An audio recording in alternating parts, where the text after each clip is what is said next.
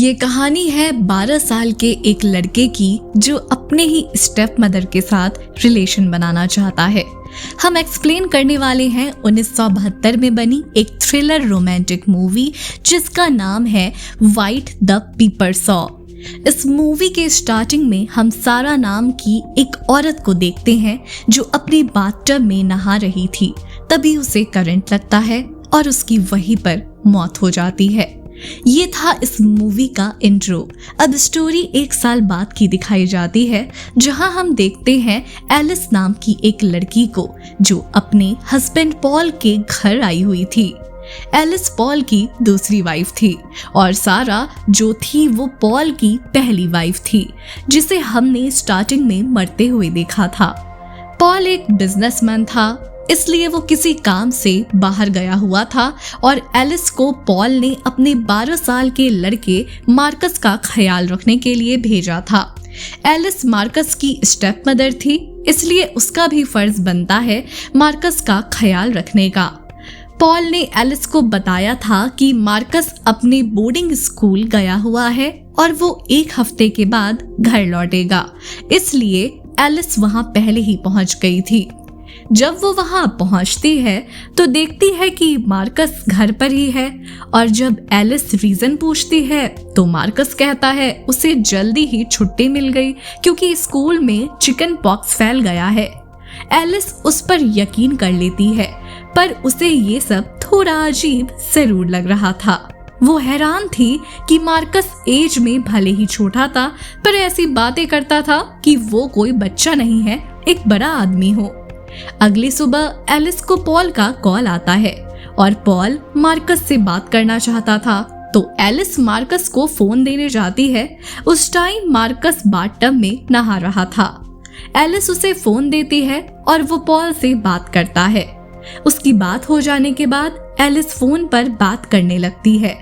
जब Alice Paul से बातें कर रही थी तब मार्कस एलिस के पास आता है और उसे गंदी तरह से टच करने लगता है।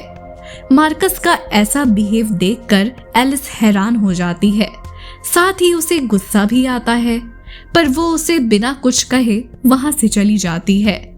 जैसे जैसे टाइम बीतता है हमें पता चलता है कि मार्कस का कोई दोस्त नहीं है, साथ ही मार्कस एक बिगड़ा हुआ लड़का होता है। एलिस उसका ख्याल रखने में कोई कसर नहीं छोड़ती, पर मार्कस अपनी ही स्टेप मदर को गलत नजर से देखता है। कुछ दिनों के बाद मार्कस के डैड अपना काम खत्म करके वापस आ जाते हैं। मार्कस और एलिस पॉल को लेने के लिए एयरपोर्ट पे जाते हैं। जब वो कार लेकर घर आ रहे थे तो पॉल एलिस को टच करने लगता है, जिससे एलिस का ध्यान हट जाता है और उनका एक्सीडेंट होने ही वाला था कि तभी एलिस कार को कंट्रोल कर लेती है। घर आने के बाद एलिस और पॉल इंटीमेट होते हैं और मार्कस बाहर खेल रहा होता है। वो शाम को डिनर करने के लिए होटल पर जाते हैं।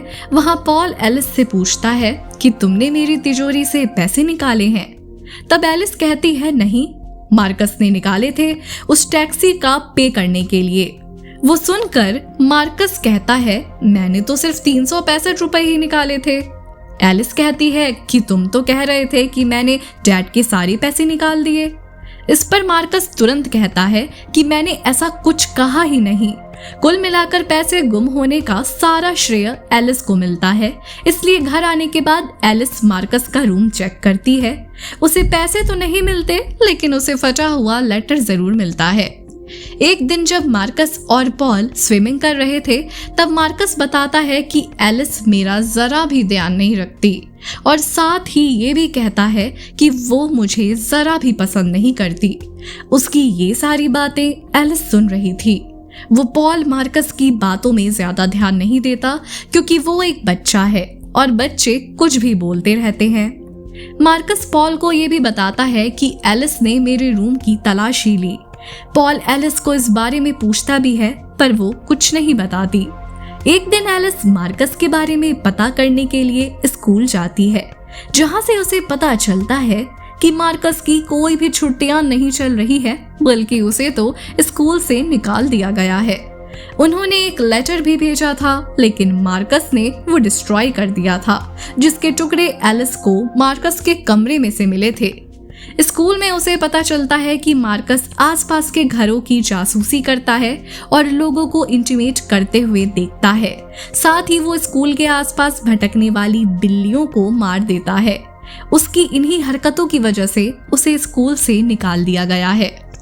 एक दिन एलिस पॉल के साथ एक पार्टी में जाती है जहां उसकी मुलाकात सोफी नाम की एक औरत से होती है।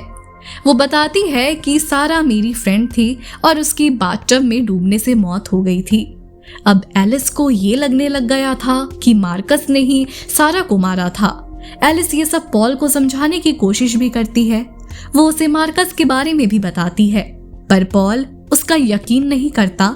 उल्टा उन दोनों की बहस हो जाती है। एक रात एलिस किसी काम से ऊपर वाले स्टोर चली जाती है। तभी वो देखती है उसके बेडरूम की छत पर एक होल है जिससे उसका बेड दिखाई देता है। ये देखकर उसे तुरंत मार्कस का ख्याल आता है और उसे पता चल जाता है कि मार्कस उन्हें इंटीमेट होते हुए देखता है। तो एलिस तुरंत मार्कस के पास जाती है और उससे पूछती है कि वो उन दोनों को क्यों देखता है। तब मार्कस कहता है कि मुझे ये सब करना बहुत अच्छा लगता है। एलिस उससे पूछती है कि वो सारा को भी इसी तरह से देखता था। तब मार्कस कहता है कि उसे सारा को देखने में मजा नहीं आता था। वो कहता है कि वो तुम्हारी तरह हॉट नहीं थी। अब यहाँ एलिस मार्कस से पूछती है कि सारा की मौत कैसे हुई। तो मार्कस कहता है कि उसे दिल का दौरा पड़ा था। ये सुनकर एलिस कहती है कि तुम झूठ बोल रहे हो, उसकी मौत करंट लगने से हुई थी। एलिस कहती है कि तुम बहुत कुछ जानते हो पर तुम मुझे बता नहीं रहे। इस पर मार्कस कहता है कि मैं तुम्हें ये सब क्यों बताऊं, मुझे इससे क्या मिलेगा। तब एलिस उसे पैसे ऑफर करती है और वो मना कर देता है और कहता है कि उसे एलिस चाहिए। तब एक एक करके एलिस अपने कपड़े उतारने लगती है और मार्कस उसके सवालों के जवाब देने लगता है और कहता है कि सारा को एक हार्ट कंडीशन थी जिसके बारे में किसी को नहीं पता था। उसने ये बात पॉल को भी नहीं बताई थी। मार्कस कहता है कि उसे ये बात एक डॉक्टर के लेटर से पता चली थी। तब एलिस को लगता है कि मार्कस झूठ बोल रहा है और वो उस पर बिल्कुल भी यकीन नहीं करती और वो वहां से चली जाती है। उसके बाद एलिस वो होल पॉल को दिखाती है और जब वो वहां देखते हैं तो वहां कुछ नहीं था। एलिस पॉल को बताती है कि मार्कस उनके कमरे में झांकते रहता है, पर पॉल उसकी बातों पर यकीन नहीं करता और उसे भी अब लगने लगा था कि एलिस पागल होते जा रही है। लेकिन एलिस हार नहीं मानती। वो सारा की मौत पर रिसर्च करती है और उसे पता चल जाता है कि मार्कस ने ही सारा को मारा था। मार्कस ने सारा के बाथटब पर खराब हीटर लगा दिया था जिससे उसे शॉक लगा और उसकी डेथ हो गई। इसके बाद एलिस मार्कस से और भी बातें पता करने लगती थी, इसलिए वो मार्कस से पूछती है कि उसने सारा को क्यों मारा। तब मार्कस उससे कहता है कि उसे सारा जरा भी पसंद नहीं थी। साथ ही वो ये भी कहता है कि उसे लोगों को टॉर्चर करने में बहुत मजा आता है। मार्कस एलिस से कहता है कि मरने की बारी अब तुम्हारी है। एलिस मेंटली डिस्टर्ब हो जाती है। अब उसे समझ नहीं आ रहा था कि वो क्या करे क्योंकि कोई भी उसकी बातों पर यकीन नहीं कर रहा था। पॉल को भी अब लगने लगा था कि एलिस पागल हो चुकी है। इसके बाद एलिस की हालत इतनी खराब हो जाती है कि उसे मेंटल हॉस्पिटल में रखा जाता है। कुछ महीनों बाद जब एलिस ठीक हो जाती है तो उसे छोड़ दिया जाता है। एक दिन ये तीनों पार्क में घूम रहे थे। पॉल और एलिस बातें कर रहे थे और मार्कस अपने डॉग के साथ खेल रहा था। कुछ देर बाद एलिस और मार्कस मिलते हैं और सारा की मौत पर बातें करने लगते हैं। मार्कस एलिस से कहता है कि अब वो उसे नहीं मारेगा क्योंकि अब वो उसे पसंद करने लगा था। एलिस भी उसके साथ अजीब अजीब बातें करने लगती है और मार्कस को बताती है कि वो पॉल को मारकर कहीं दूर भाग जाएंगे। एलिस मार्कस को एक किस भी करती है। इसके बाद एलिस को रोड पर तेजी से आती हुई कार दिखाई देती है। ये देखकर एलिस डॉग के टॉय को रोड पर फेंकती है। जब डॉग उस टॉय को रोड पर लेने के लिए जाता है तब मार्कस भी उसे बचाने के लिए पीछे भागता है, लेकिन वो कार मार्कस को एक जोरदार टक्कर मारती है और मार्कस की वहीं पर मौत हो जाती है। एलिस बस मार्कस की बॉडी को देखकर मुस्कुराने लगती है। अब वो आजाद थी। उसने जो प्लान बनाया उसमें वो कामयाब रही और यहाँ पर मूवी एंड हो जाती है। ऐसी ही और भी स्टोरीज देखने के लिए हमारे फेसबुक पेज को लाइक करिए। धन्यवाद।